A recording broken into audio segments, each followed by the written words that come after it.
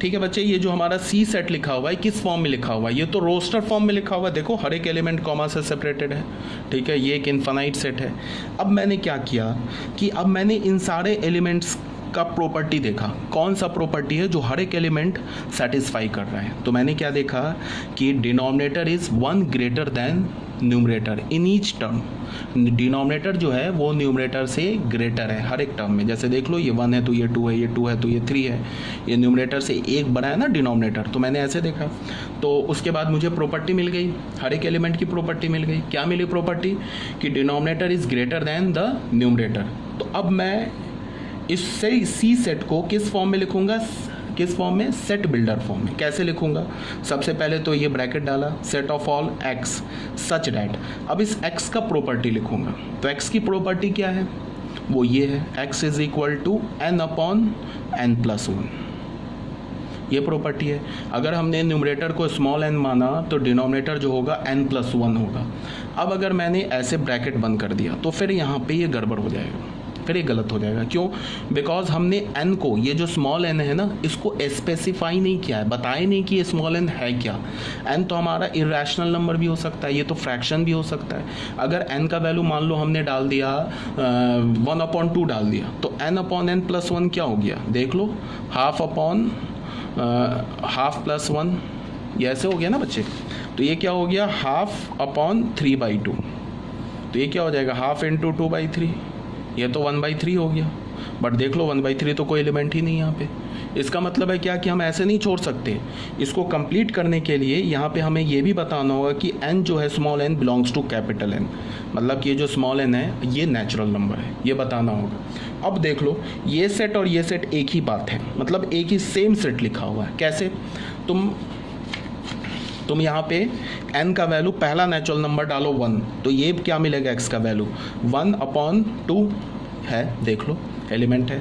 फिर दूसरा natural number 2 डालोगे तो क्या मिलेगा, 2/3, देख लो दूसरा एलिमेंट। फिर तीसरा नेचुरल नंबर डालोगे 3 तो क्या मिलेगा, 3/4, ये देख लो। फिर डालोगे 4 तो क्या मिलेगा, 4/5, ये देख लो। तो सारे आ गए ना नेचुरल नंबर्स। तो ये बात क्लियर है। तो ये चीज़ और ये चीज़ एक ही बात लिखा हुआ है, ठीक है ना। तो आई थिंक एक दो एग्जांपल और देख लेते हैं सेट बिल्डर फॉर्म में। जैसे कि एक हमने सी हो गया, एक हमने डी सेट लिया। बच्चे देखो यहाँ पे, चलो डी सेट ऐसे ही ले लिया हमने। मान लो हमने ऐसे बोला 1/2, 2/3, 3/4, 4/5, ऐसे ले लिया। ये एक फाइनाइट सेट ले लिया डी। तो अगर मुझे इसे सेट बिल्डर फॉर्म में लिखना है तो मैं इसे क्या लिखूंगा, फिर मैं देख रहा हूँ क्या, सबसे पहले तो ये एक फाइनाइट सेट है। उसके बाद मैंने क्या देखा कि denominator is 1 greater than the numerator, ठीक है, ये देख लिया मैंने, इस के हर एक एलिमेंट की प्रॉपर्टी देख ली। उसके बाद मैंने ऐसे लिखा, the set of all x such that x is equal to n upon n plus 1, ये लिख दिया। और यहाँ बोल दिया n belongs to natural number, ठीक है। अगर मैंने इतना लिख के यहाँ पे ब्रैकेट क्लोज कर दिया तो फिर ये क्या हो जाएगा, फिर गड़बड़ हो जाएगा, फिर गलत हो जाएगा। क्यों हो जाएगा, बिकॉज n तो हम 100 भी डाल सकते हैं, तो 100 डालोगे तो 100/100 प्लस 1 101, ये तो है ही नहीं। तो इसका मतलब अब हमें ये स्मॉल n पे रिस्ट्रिक्शन डालना होगा। ये स्मॉल n पे क्या रिस्ट्रिक्शन डालना होगा, वो ये डालना होगा, एंड बोलना होगा हमें, and n is less than और इक्वल टू 4, ये हमें डालना होगा। अब जाके ये और ये सेट इक्वल हो गया। हमने क्या बोला कि एक स्मॉल n, ये नेचुरल नंबर तो है ही, और वो नेचुरल नंबर क्या है, या तो 4 है या तो 4 से छोटा है। तो n की वैल्यू क्या आ गई, 1 2 3 4, यही आ गई ना। अब तुम डाल के देख लो, n का वैल्यू 1 डालोगे ये नंबर मिल जाएगा, 2 डालोगे ये मिल जाएगा, 3 डालोगे तो ये मिल जाएगा, 4 डालोगे तो ये एलिमेंट मिल जाएगा। तो अब ये जाके ये सेट हमारा कंप्लीट हो गया। क्लियर है ना बात। तो इस टाइप के रिप्रेजेंटेशन को हम क्या बोलते हैं, सेट बिल्डर फॉर्म, ठीक है। तो फॉर एग्जांपल देख लो, जैसे हमने यहाँ पे ए सेट लिया है, the set of all x, इसको रीड करेंगे क्या बोलेंगे, द सेट ऑफ, इसे क्या रीड करते हैं, the set of all x such that x is equal to 2n बोल दिया। और यहाँ पे क्या बोल दिया, n belongs to natural number. तो अब क्या है, हमने नेचुरल नंबर बोल दिया, तो इसमें n का वैल्यू 1 डालोगे तो 2 मिल जाएगा, 2 डालोगे तो 4 मिल जाएगा, 3 डालोगे 6 एंड सो ऑन, सारे नेचुरल नंबर्स आ गए। ये सेट A था, और यहाँ पे जो हमने सेट B डिफाइन किया है, इनफाइनाइट सेट वाला, ये सेट B और ये सेट A इक्वल है, ठीक है। हम A is equal to B बोल सकते। क्यों बोल सकते, बिकॉज सेट के एलिमेंट सेम है। नंबर ऑफ एलिमेंट्स भी सेम है, दोनों में इनफाइनाइट एलिमेंट्स हैं और एलिमेंट्स भी सेम है, तो दोनों सेट इक्वल है। बस इसका रिप्रेजेंटेशन अलग है, इसको हमने सेट बिल्डर फॉर्म में रिप्रेजेंट किया, इसको हमने डायरेक्ट रोस्टर फॉर्म में रिप्रेजेंट किया। क्लियर है?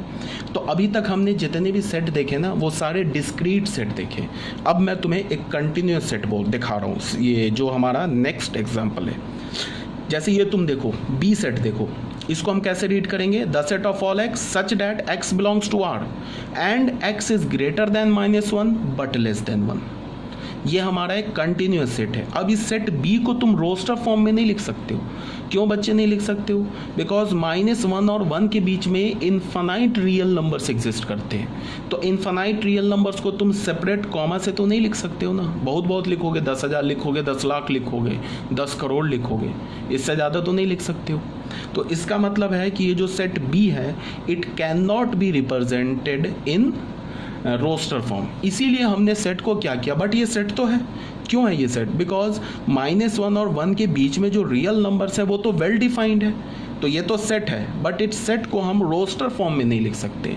इसीलिए हमने जो सेट को हम मतलब रिप्रेजेंट करेंगे, रिप्रेजेंटेशन के हमने 2 मेथड्स बनाए, एक तो रोस्टर फॉर्म, एक तो सेट बिल्डर फॉर्म। तो जैसे मैंने ये तुमको बोला ना, ये बी सेट बोला, the set of all x. B set क्या बोला? The set of all x such that x belongs to R and x lies between -1 to 1। तो बच्चे यहाँ देखो, अगर मैंने ये रियल नंबर बनाया, दिस इज -1, दिस इज 1, तो -1 और 1 के बीच में यहाँ पे ये तो इनफाइनाइट रियल नंबर्स है ना। इस इनफाइनाइट रियल नंबर्स को तो कॉमा से तुम सेपरेट करके नहीं दिखा सकते हो। तो इसका मतलब कि ये जो सेट है ये रोस्टर फॉर्म में नहीं आ सकता है, बट सेट तो है। ये एक इनफाइनाइट सेट है। क्यों इनफाइनाइट सेट है? बिकॉज इसमें इनफाइनाइट एलिमेंट्स है। दूसरी बात, ये कंटिन्यूस सेट है। क्यों कंटिन्यूस सेट है? बिकॉज इसके जो एलिमेंट्स हैं वो डिस्क्रीट नहीं है, ठीक है, वो कंटिन्यूस एलिमेंट है।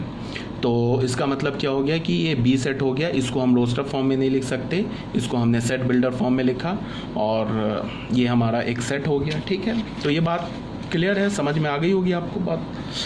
ये हमारा C है, देख लो C में हमने क्या लिखा? 0, 1, 4, 9, 16। तो ये किस फॉर्म में लिखा हमने? इसको हमने लिखा है रोस्टर फॉर्म में, ठीक है। अब इसी रोस्टर फॉर्म को हम लोग क्या लिख रहे हैं? इस सेट बिल्डर फॉर्म में। देखो मैंने क्या बोला कि सेट बिल्डर फॉर्म में तुम डिस्क्रीट सेट को भी लिख सकते हो और कंटिन्यूस सेट को भी लिख सकते हो। यहाँ पे हमारे पास एक फ्लेक्सिबिलिटी है, किस में? सेट बिल्डर फॉर्म में। बट तुम रोस्टर फॉर्म में सिर्फ और सिर्फ डिस्क्रीट सेट को ही लिख सकते हो, कंटिन्यूस सेट को नहीं लिख सकते हो, ठीक है ना। तो जैसे ये हमारे पास डिस्क्रीट सेट है तो इसको हमने क्या किया? रोस्टर फॉर्म में भी लिख दिया, सेट बिल्डर फॉर्म में भी लिख दिया। अब सेट बिल्डर यहाँ से यहाँ तक आने में हमने इसके एलिमेंट में देखा क्या प्रॉपर्टी है, क्या खूबी है। तो हमने देखा कि अच्छा ये 0 तो है, ये तो 0 का स्क्वायर है। अच्छा फिर हमने क्या देखा? ये जो 1 है ये तो -1 का भी स्क्वायर है और ये 1 का भी स्क्वायर है।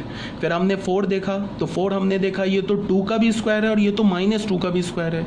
फिर ये हमने देखा 9 को -3 का भी स्क्वायर है, 3 का भी स्क्वायर है, अगेन -4 का स्क्वायर है, 4 का भी स्क्वायर है। तो हमने क्या देखा कि ये जो नंबर्स हैं ये तो इंटीजर्स के स्क्वायर लिखे हुए हैं।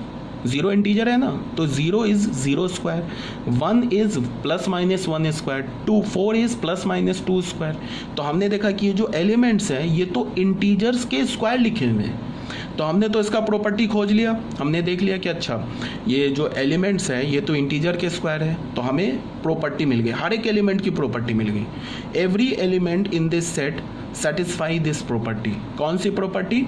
It is the square of some integers. ये किसी इंटीजर्स का स्क्वायर है, ये हमें मिल गया। अब जब प्रॉपर्टी मिल गया तो हमने इसको सेट बिल्डर फॉर्म में लिख लिया। कैसे लिखा? इसको कैसे रीड करेंगे? The set of all x such that x is equal to n square where n is belongs to z, where n is a integers. तो शायद मैंने बहुत बोल दिया तुम लोगों को, सेट बिल्डर फॉर्म और रोस्टर फॉर्म, ठीक है। इसको हम दोबारा आएंगे, दोबारा डिटेल से पढ़ेंगे, बट वहाँ पे थोड़ा जो ये अभी एक्सप्लेनेशन दिया है वहाँ पे हम लोग थोड़ा फास्टली ये निकल जाएंगे, बट पढ़ेंगे दोबारा। किस चैप्टर में? सेट थ्योरी में। सेट थ्योरी हमारा जो चैप्टर उसमें इन डिटेल हम लोग पढ़ेंगे। बट टाइम बिंग अभी हमने सेट के 2 फॉर्म्स देखे। अभी तक हमने क्या किया? सेट को डिफाइन किया और डिस्क्रिप्शन ऑफ ए सेट में हमने सेट के 2 फॉर्म्स देखे। Roster form which is only valid for discrete form discrete set and दूसरा हमने क्या देखा, सेट बिल्डर फॉर्म, जिस सेट बिल्डर फॉर्म में आप डिस्क्रीट सेट को भी लिख सकते हो एंड कंटिन्यूस सेट को भी लिख सकते हो। कंटिन्यूस सेट किसे बोलते हैं, कैसा होता है, डिस्क्रीट सेट कैसा होता है, डिस्क्रीट सेट में आप एलिमेंट्स को सेपरेट फिजिकली अलग अलग करके कॉमा से लिख सकते हो, बट कंटिन्यूस सेट में एलिमेंट्स को सेपरेटली नहीं लिख सकते हो। आई थिंक आपको समझ में आ गया होगा, ठीक है, ओके।